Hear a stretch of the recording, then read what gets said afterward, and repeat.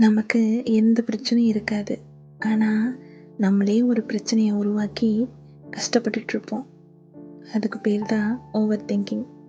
நம்ம over think பண்ணுறோம் அப்படின்னு நமக்கே நல்லா தெரியும். ஆனா, அத நம்ம கண்ட்ரோல் பண்ணுறதுக்கு ட்ரை பண்ணவே மாட்டோம். நம்மளால மத்தவங்க கஷ்டப்பட்டுறக்கூடாது, மத்தவங்க ஃபீல் பண்ணக்கூடாது அப்படின்னு யோசிக்கிற நம்ம, நம்மள பத்தி யோசிக்கிறதே இல்ல. இந்த ஓவர் திங்கிங்கை கண்ட்ரோல் பண்ணுறதுக்கு ஒரு 3 விஷயத்தை பற்றி இப்போ நம்ம திங்க் பண்ணலாமா?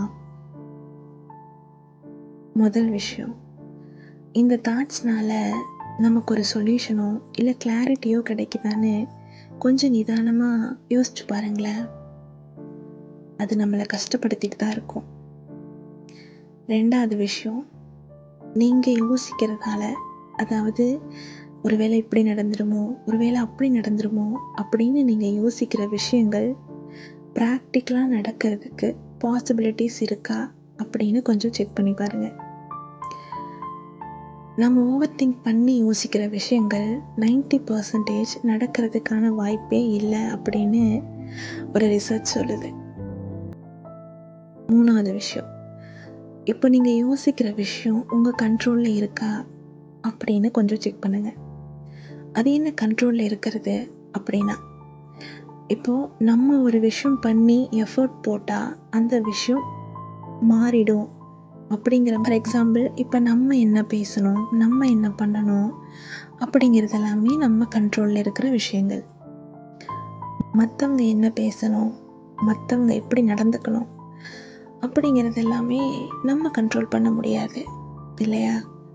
அப்போது அதை பற்றி நம்ம யோசித்து நம்ம டைமையும் எனர்ஜியும் நம்ம ஏன் வேஸ்ட் பண்ணணும்?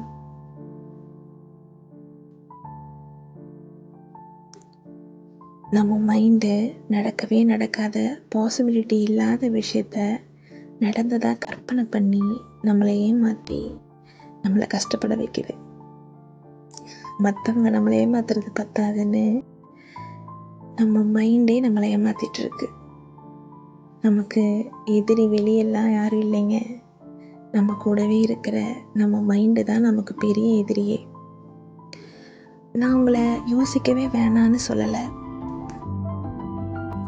அந்த விஷயம் கண்ட்ரோலபிளாக இருந்தால் ஆக்ஷன் எடுத்துகிட்டு அதை சால்வ் பண்ண ட்ரை பண்ணுங்கள். அப்படி அது இல்லை அப்படின்னா அதை அப்படியே ஃப்ளோவில் விட்டுருங்க. ஏன்னா மற்றவங்களுக்காக யோசிக்கிற நம்ம சந்தோஷத்தை பற்றியும் கொஞ்சம் யோசிக்கணும் இல்லையா? அப்போது அடுத்த எபிசோடில் இன்னும் கொஞ்சம் பேசலாமா?